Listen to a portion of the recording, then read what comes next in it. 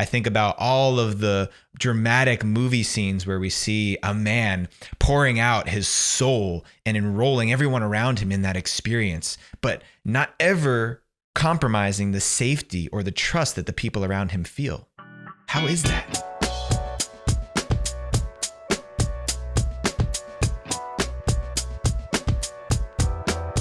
How do you lead with emotions without letting your emotions lead you? This is a topic that has been so critical to my evolution as a man and as a leader, as a husband and as a father, and I still see guys struggling with this in every walk of life. Honestly, I'm still challenged by this too. So I felt like it was important to talk about emotions and where I believe they have their role for men in masculine leadership. When I first stepped into a men's circle, one of the messages I was given was, you cannot let your emotions lead your life. If you lead an emotional life, then you lead a life that is destructive, that is chaotic, that is stressful and anxiety inducing, not just for myself, but for everyone around me. I mean, we've all been there before. How many times have you been in a situation where everything's going just fine, you're moseying along with your day, and suddenly someone or something disrupts the harmony of your life? It could be a complaint from a partner. It could be one of your kids having a meltdown. It could be a disgruntled client or employee, something that just disrupts the harmony of your day.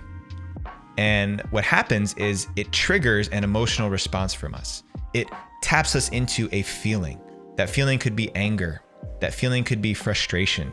That feeling could be fear, sadness, grief, happiness, joy.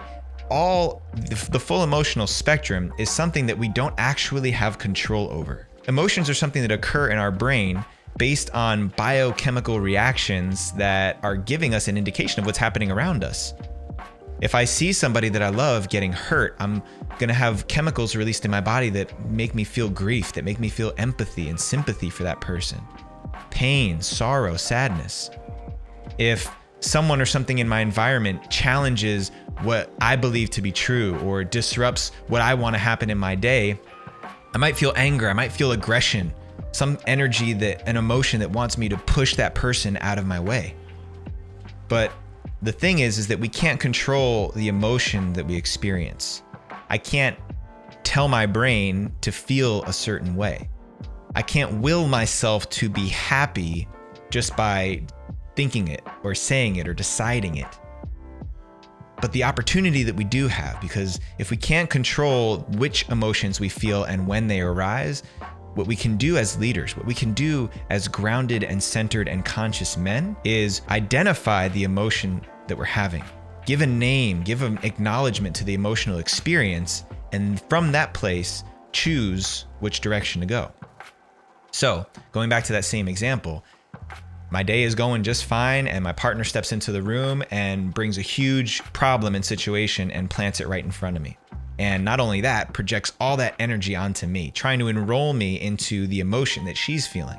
And I can feel the magnetism of that emotion pulling me in, wanting to suck me closer to the vortex of what she's experiencing. So I notice it and I catch it and I say, I'm feeling anxious.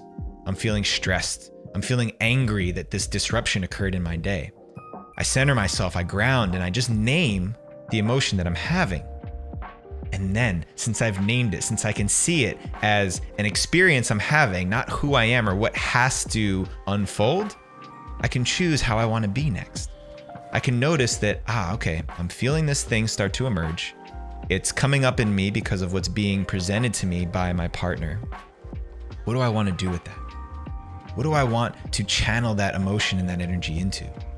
And then I can decide how I want to show up for my partner. That's the beauty. That's where leadership comes in to the conversation. That's where I get to be a lighthouse in the storm of her emotions for her, because I identified the emotion and I chose a different direction.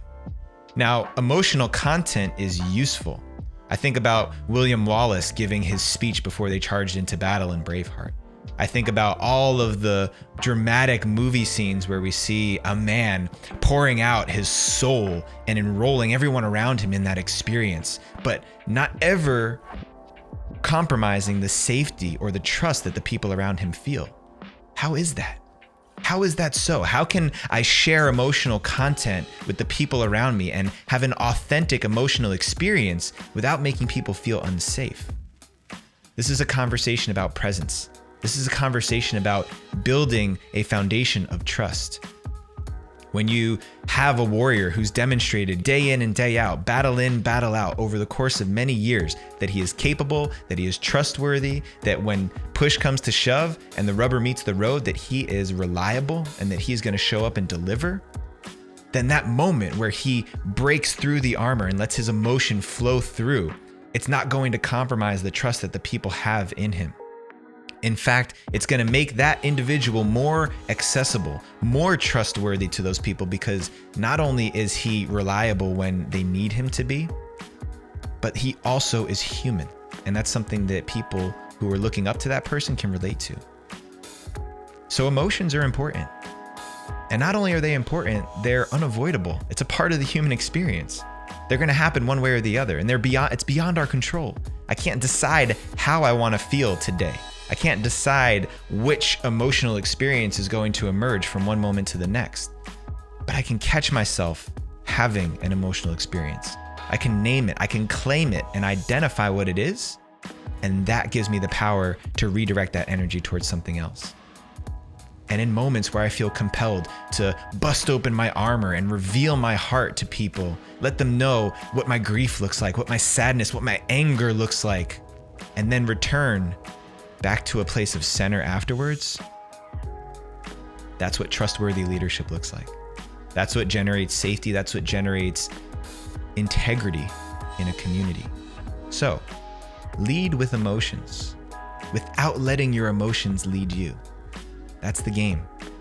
I hope this message lands for you. It's a constant battle of mastery. This is a never-ending journey. Emotions are going to constantly come up.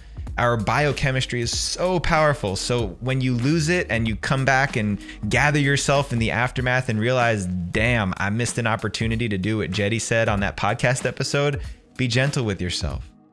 But next time, ground yourself and do better to identify that emotion as it's coming up and then redirect that energy towards something else. Even if you only catch it 1 out of 100 times, you're still making progress. And then eventually you'll catch it 1 out of 50 times, and then 1 out of 10 times. You'll never be perfect with it. But as long as you're making progress towards leading with emotion instead of letting your emotions lead you, you're going to become a more dependable and reliable leader for your family, for your community, for everybody who looks to you for guidance and support. So I hope this message landed. If you did, if you liked it, give it a thumbs up. Hit that subscribe button so you get updates every time we drop a video here on our YouTube channel. And make sure you share it up with a man in your community who needs to hear that message today. Peace out, familia.